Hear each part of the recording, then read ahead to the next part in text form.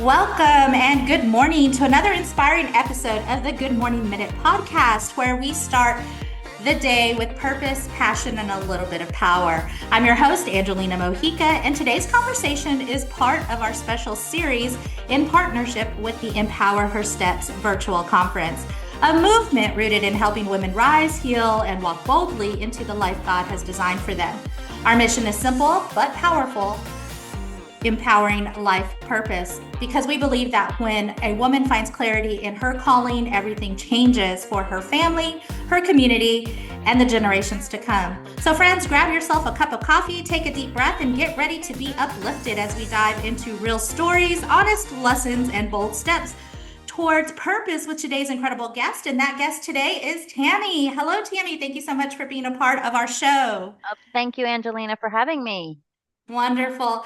Tammy, I know that I've got to read a little bit about you through your bio, but our listeners don't know much. Would you like to take some time to introduce yourself? Yes, so my name is Tammy Vincent. I'm a speaker, author, coach, do all the things, but it started really when I was very, very young. And I had, as some of us had, a very tumultuous childhood. Both parents were alcoholics, mother was a drug addict. And I really grew up with a very low self sense of self, low self-esteem, just not being able to walk in who I was. I like to call myself the chameleon. I was basically whoever anybody needed me to be, and I finally got tired of it. And as I started doing my own healing, I realized how many other people were in that same place as me. So I realized that through my tools and tricks that I learned through the 30 years, I had a lot to offer people. So I now that's what I do. I just help people kind of shortcut that Hmm. whole healing process. Wow. And just coming from a generation myself of, children are seen and not heard, it really does, at that time, it really did just kind of hinder our ability to just speak outwardly about the things that we needed as children. Can't wait to get into it. I want to hear more about your story. But before we start, I like to start with a fun icebreaker just to kind of get us going. My question to you is, what's your go-to morning drink? Herbal tea. Oh, okay. You're a tea drinker. Love it. I don't drink the hot teas. I kind of like the iced teas more in like the evening time when I'm just trying to wind down. I'm more of a coffee drinker in the morning, but I say that coffee, but it's more cream than coffee. And so I just like the When I hear sweet. you on that one, when I drink coffee, it's like three parts milk and one part coffee. Yeah, just a splash of coffee, please, for sure.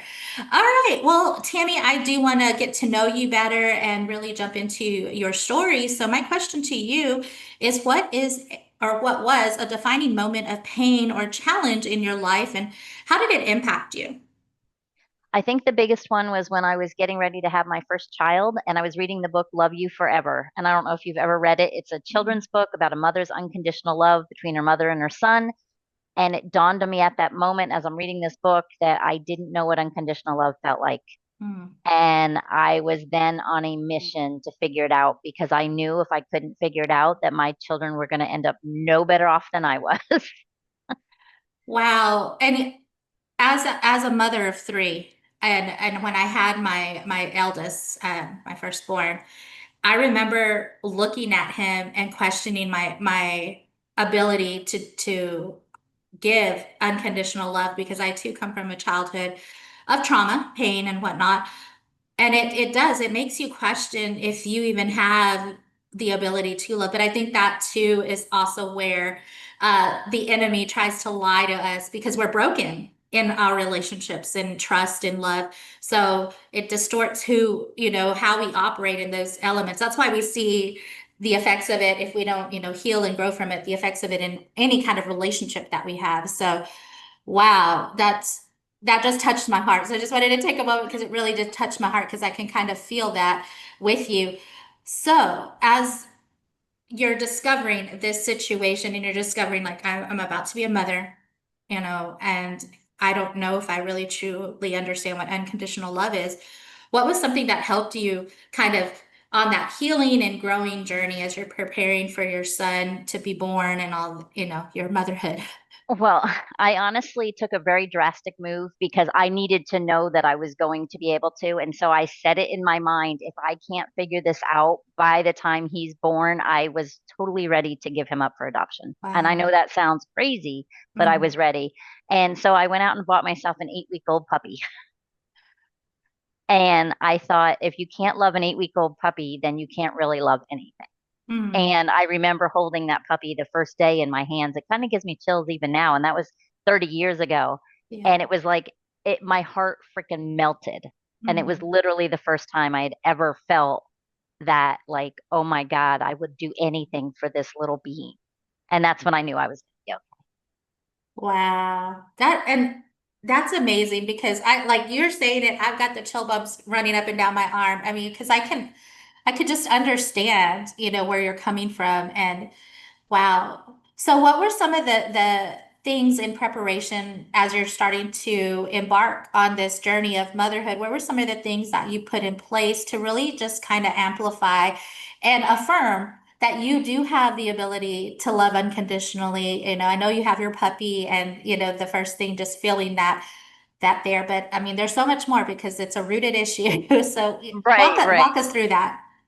There was a whole lot more, and I Yeah. literally threw everything at the wall as far as therapies and modalities and reading. And Mm, we didn't have the internet back then. God, what I would have done for the internet back then to just be able to yeah. read, But I used to have to go down and sit in stacks of books, like sit at the library with just books and books and books and just read.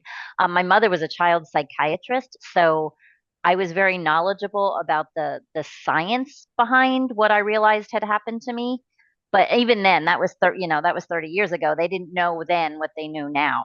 But I really just poured myself into anything. I started journaling relentlessly. Mm, Someone had introduced me to something back then that I was like called inner child work, where they told me, put a picture of yourself, of your younger self on a mirror and talk to her every day and love her and treat her like you wanted to be mm, treated. And in turn, you will learn to love. Like you have to treat that child, that mirror picture, as your own best friend.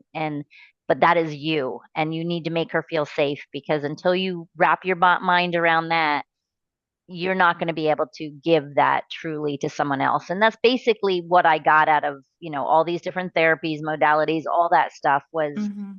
I had to love myself before I could truly give to someone else. Wow. And that, I mean, that's so true. You always have to go back to the thing that was, when I say broken, but I know we're not in essence broken. We just have this misunderstanding of situations because we tend to live in our situations rather than understanding that we have control and we don't have to do that. But going back and healing the inner child and, talking to yourself as if that you were that parent and just hearing that. What was that like for you? I'll be honest, at first, I remember when I put that picture up on my mirror, I couldn't Mm-hmm. stand that little girl. I couldn't Mm, stand her because she was weak and she was everything about me that, would cry, that I knew, like, hey, you should have stuck up for yourself. You should have defended yourself. You should have done wow. all this. So Yeah. at first, it was very hard because I didn't like her. Because, of course, I had at this point internalized all of the messages I had been getting as far as Yeah. unworthiness and just being bad and gross and all these things. So I didn't like her. So it was very difficult, and it was very strange at first too. People, talking to yourself, a little picture of your 5-year-old self on a mirror, it was like weird Yeah. until one day it wasn't. Until one day I looked at her and then it was like I was like, oh my God, she was so innocent. She was so like, I don't want to say victimized, but she had no control over that. And that Mm, was when I started being able to give myself that grace and that compassion. So it at that moment I realized, well, heck, if all of that happened to her is what made me become me, then it's not my fault either. But now it's my responsibility. Now I need to mm, fix it. Now I need to start taking part. And, I can't say, well, it's because I grew up like this and all those other victim mentality things. So it really catapulted me into more learning that I needed to get out of the victim role. mm-hmm. Yeah. And I can understand that too because for so long in my young adult life, I was living as this victim, woe's me.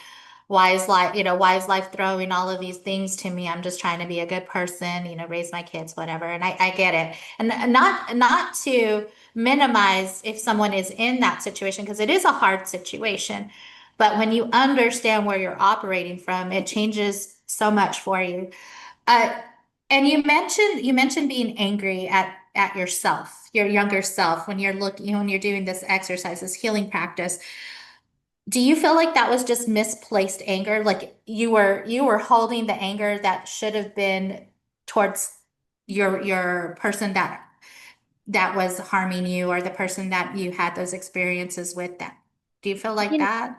I don't know. I just and a lot of people that talk to me, they're like, "What do you mean you were angry at your 5-year-old Mm-hmm. self?" But I just felt like at that point in my life, like when I was 27, I was such like a people pleaser and a chronic, like what I called Yeah. like the doormat, like letting people walk all over me. And in my mind, I thought that that little me should have started then. Like, hey, if you had said no to all these things for the last 18 years, we wouldn't be here today. So I blamed her. And I Yeah. know I did. I blamed her, even though I had nothing to do with it. Like all of that was not in my control. But when I first started the process, I didn't look at her, which was me, as Yeah. as an innocent child Mm-hmm. bearing a whole lot of stuff that they shouldn't have had to endure. I looked at her as someone weak. And And once, like I said, once I got over that, I don't know if it was misplaced anger. Um, I don't know. I'm not to this day. I don't know, but like I'm just yeah. like kind of like, oh well, I let it. I got past it, and I once I started going, wow, she was 5, and how vulnerable. Mm-hmm. Then I could start loving her and not being angry. Then a whole nother level of anger turned because then it actually turned on the people that betrayed me. Yeah. So Sorry. So my no, cat you're fine. likes to get in the camera. No, and I guess because I understand what you're saying here, like I understand it, but it's the shame and guilt we carry as, young victims of situations where we are mad at ourselves because we feel like we were put it's a crazy situation because it's like at 5 years old, you're looking at yourself to be able to defend yourself when actually you should have had a parent or someone that cared enough about you to step in and intervene and protect you in that situation.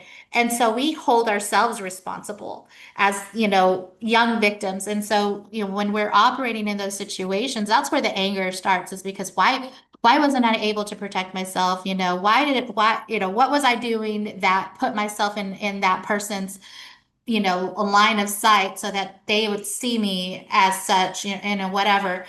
And it's that shame and guilt that we operate from because, we feel like we should have been stronger or, able to fight or whatever. And it's unrealistic. So to see that you went back to actually realize you were 5 years old.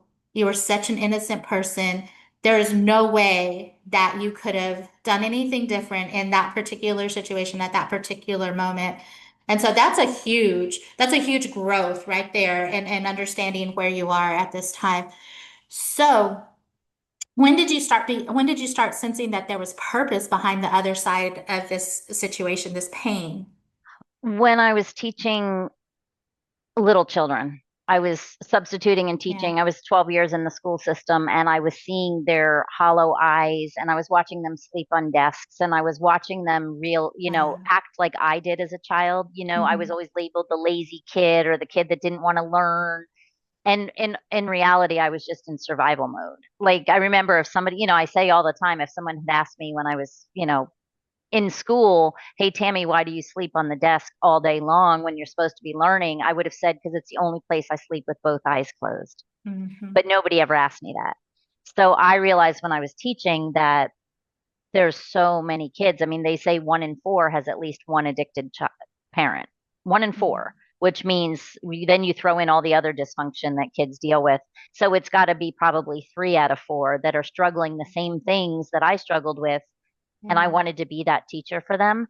And Mhm. then when I started being that teacher for them and I realized that all of these parents are still carrying all of this. Like when I realized how much it affected me, I'm like, wow, I can do all I want and love on these kids all I want, but they're still going home to a household where the adults are not healed.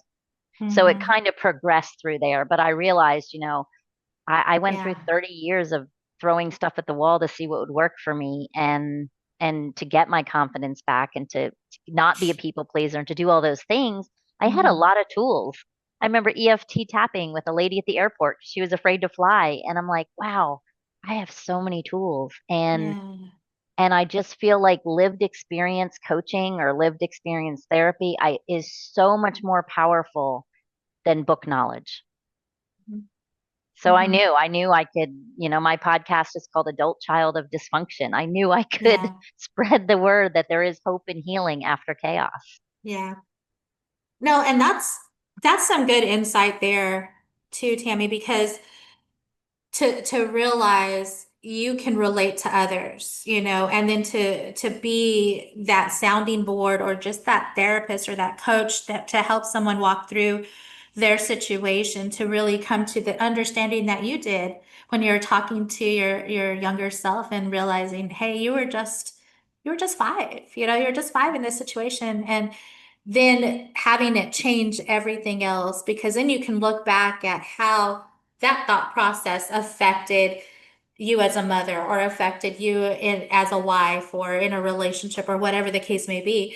Um, because it impacts every connection you have. And because we're humans, we are born for relationship.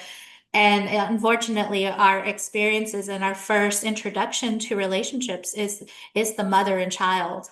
And then Right. from there, it grows, with the other added people in our lives, family members and whatnot.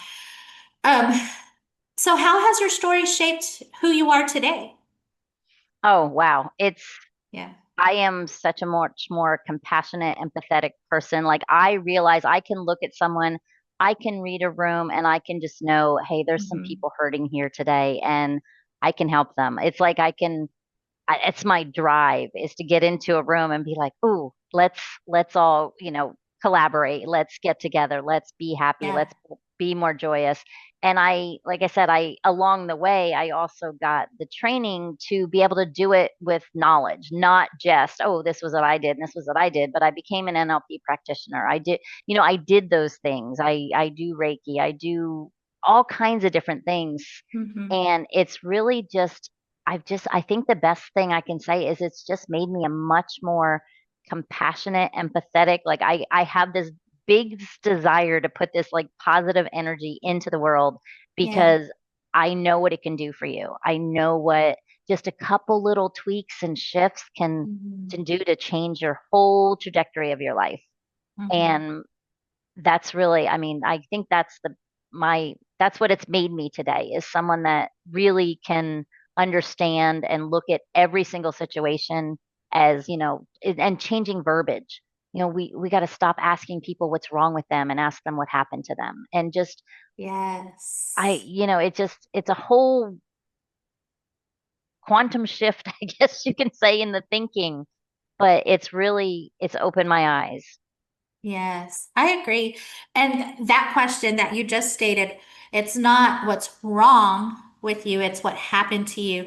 When you can understand that that's the key in really learning someone, what is the root cause between, the behaviors and actions that you're seeing in reality.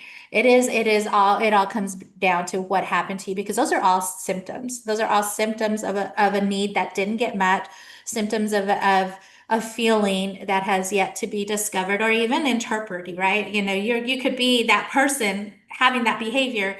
I work with children in child welfare, and they have big behaviors, big feelings, but they don't know how to express them. They don't understand why they have these feelings, and to work in that element and go back and go, wow, those are some really big feelings. Let's look at maybe why we're doing this, or what is behind it. There's always a need that needs to be met, and maybe it is For kids, sometimes I look at, that, did we eat well? Did we get plenty of exercise? Are we hydrated? Do we need Mhm. some rest? Looking at those basic needs can make a big and huge difference, for sure. So I like that question. What happened to you? Um, Tammy, my next question to you is, let's say somebody's out there and maybe they're where you were when you found out you're pregnant and you're like, whoa, am I ready for this next phase of my life? Because I was impacted as a child. Am I able to mother a child? What would you tell someone in that kind of in between mindset? I think I would first tell them that if they're questioning it, it's time to start seeking, whether it's a support group or a friend or a Hmm. therapist or a counselor or a coach, or just even listening to podcasts on everything. Get your hands on everything you can get to. But the other thing is, if you're questioning it, then it means you care Mm. and it means that it matters to Yeah. you.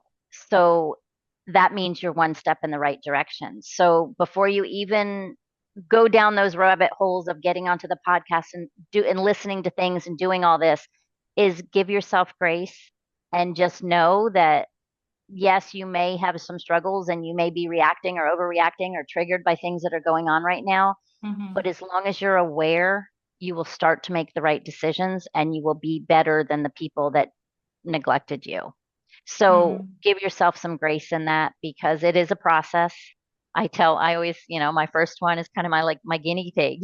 I was just Hmm. learning. I Hmm. was just learning, but the more I healed, the more he saw that I was trying to be a better Yeah. mother and a better person. And um, yeah, I think just know that every step forward is so, so worth it. And you have to give yourself grace throughout the entire process because you did not choose, like you didn't say, oh, I'm going to become this reactive, crazy woman, whatever you're thinking in your mind. This is Yeah. just what happens. So now it's time to start looking at everything, being aware with grace, and just start working through it. Wow. That's such good advice. And it's so true. And I like that you highlight if you're asking yourself, then you're already moving in the right direction. And that's so true because it already speaks to an awareness of I know that I need to work on some things as I'm stepping into this journey. So I love that. Um, so what does living on purpose look like for you now?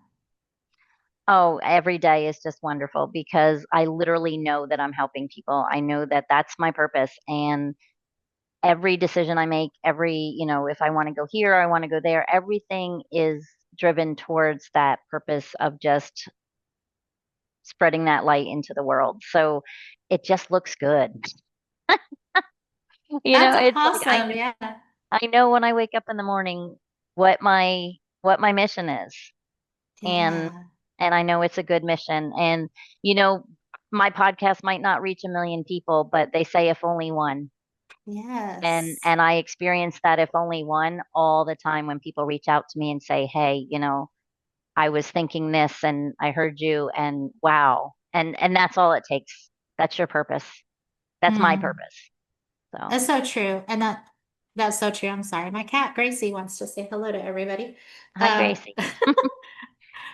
so I like that because living on purpose is, I mean, it definitely is just your purpose, living out loud, embracing kind of where you are in the moment, and then just, moving along. And then I like when you talk about it may not, I'm not trying to reach 1 million people, but I'm definitely trying to reach the one that needs to hear. So, I hope that person's out there listening right now too.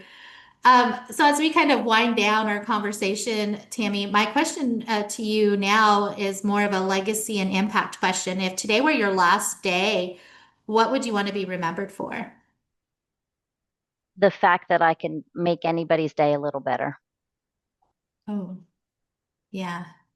I like that because you're being very present and in the moment as you engage with people. And I think people don't remember what you do, but they definitely will remember how you make them feel.